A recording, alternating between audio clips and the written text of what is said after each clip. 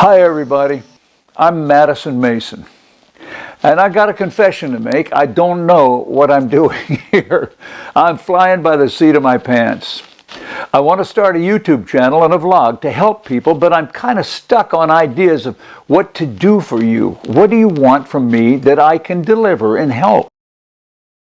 I've been a professional actor my whole life. I've done hundreds of productions, from plays to TV shows, to movies, to commercials.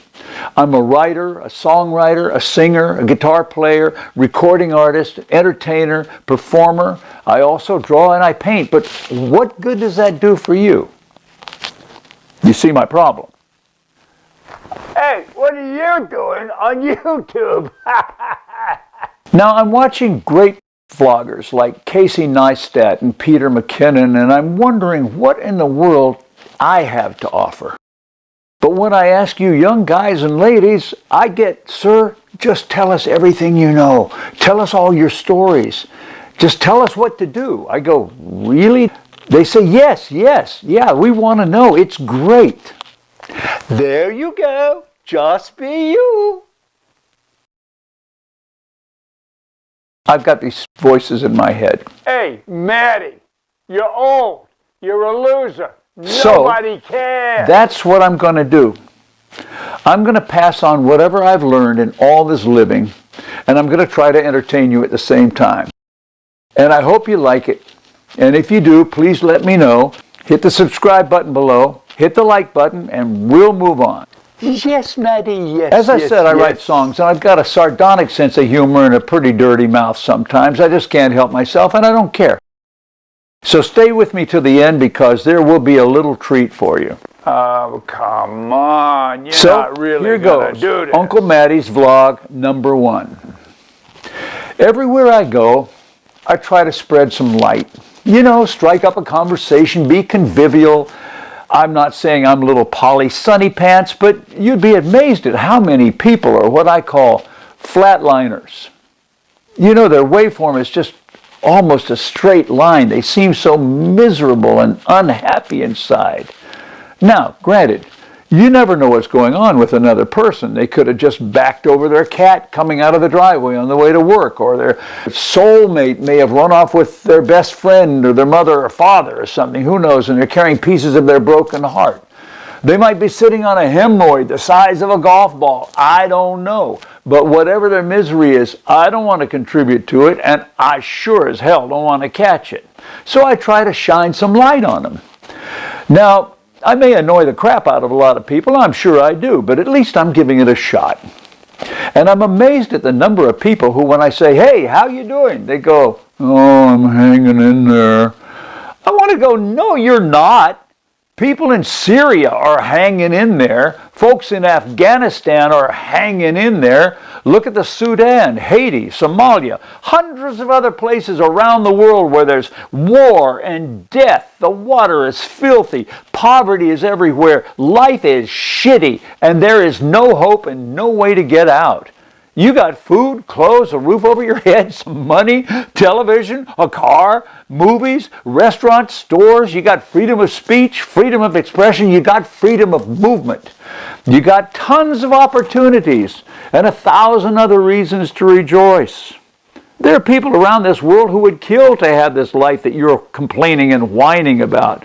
Look, hold on. I'm not saying we don't all have our problems. We do. Everybody's got their fucking problems. You don't get through life without problems. But there's no purpose in wallowing around and drowning in our miseries. We always feel best when we pull our heads up out of it and breathe the air and seek the light. And you have faith. You got to have faith. Now I'm going to tell you a little story. Another one of his endless stories. Silence. I know this sweet little Japanese lady from my church. Her husband is a great gardener, and she was always bringing in these beautiful persimmons that he grew. But he didn't like them, so he was glad to get rid of them, but I loved them. So he retires, and he decides he wants to move to Hawaii to spend the rest of his life. But Janet, her name is Janet, Janet didn't really want to go. All her friends were here, and she taught Sunday school, and she loved her kids. But they were together for life, and she's a good wife, so of course she went with her husband. You know, we do those things. Those are the compromises we make in life. Oh, crap. Now, Janet and I were never really close, but she was sweet, and I always took out time after the service to give her a little hug and pay some attention to her and have a conversation. And then she would see me on TV or in the movies from time to time, and she'd call me up and tell me how good she thought I was. She's very sweet.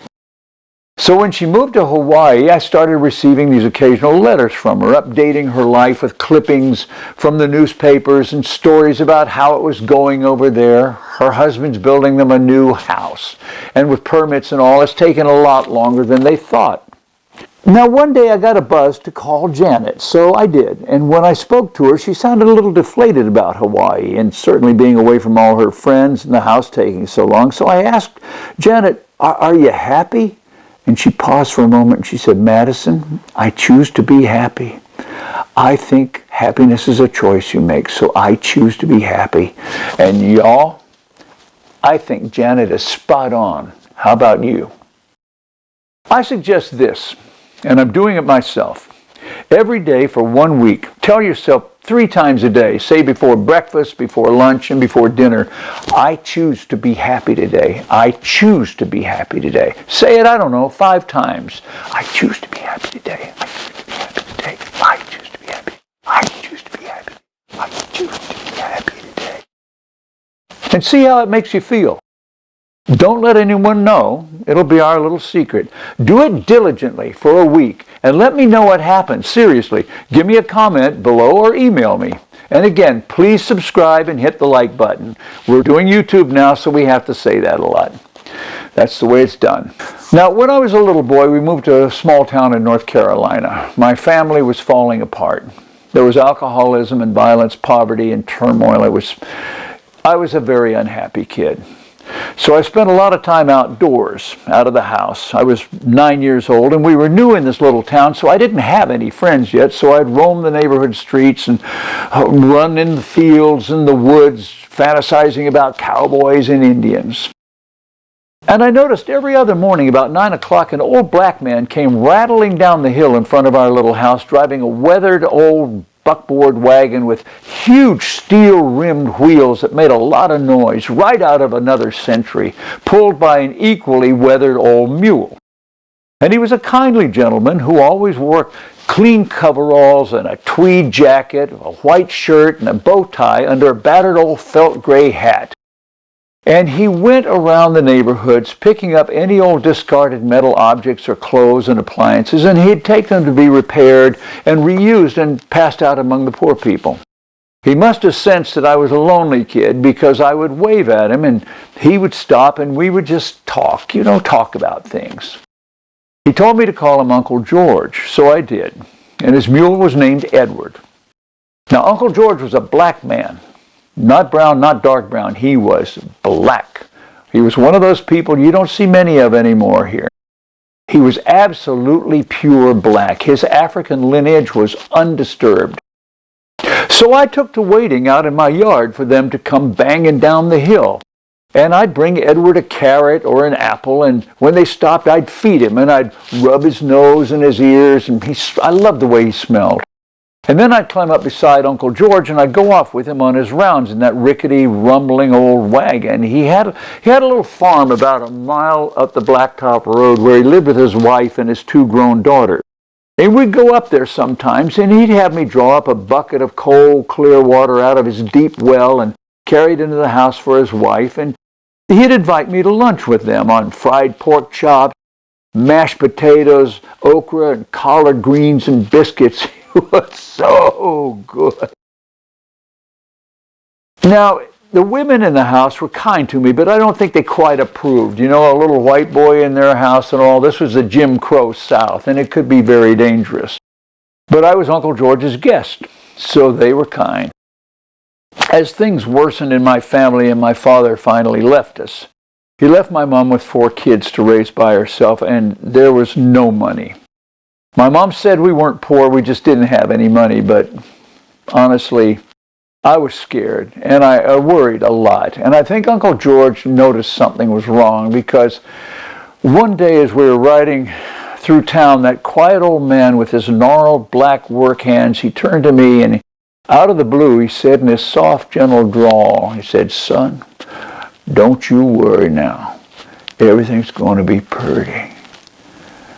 And I looked up at him with tears in my eyes because somebody understood, and I said, "Yes, sir." He said, "Yes, son. You just remember that, boy. Everything's going to be pretty." And funny, after that, things kind of began to improve in my life. That was a long time ago. So I say to you, choose to be happy today because everything's going to be pretty. Now, before I go, I want to tell you this because I promised you a little thing at the end here. I have a hero. She's gone now. Her name was Jeanne Calment. She was a French lady who died recently, who lived to be 122 years old, and she smoked and she drank wine every day, and she'd sit out in her little chair on the porch and move her arms and legs and exercise every day until her doctor told her he didn't want her exercising anymore because he thought it wasn't good for her, so she quit. And of course, she was dead in 2 weeks. Shouldn't have listened to that stupid doctor. Now, Madame Calment never knew me and I never knew her, but she gave me a new goal in life, and this is it coming up. And I'm going to do my best to accomplish this one. And from now on, you can call me Uncle Matty and choose to be happy, because everything's going to be pretty. I want to thank you for this, and I hope you enjoy this. This is my new goal now. See you next time. Now, when I was a young man, I had 1,000 dreams, a million things I thought that I could do. Maybe climb up and down the Himalayas just for grit, visit every land from here to Timbuktu, or be the world's greatest lover, a modern-day Don Juan. I'd whip my sexy moves on 50,000 girls. Yeah, but now I think it's cool if I can just keep hanging on and be the oldest motherfucker in the world.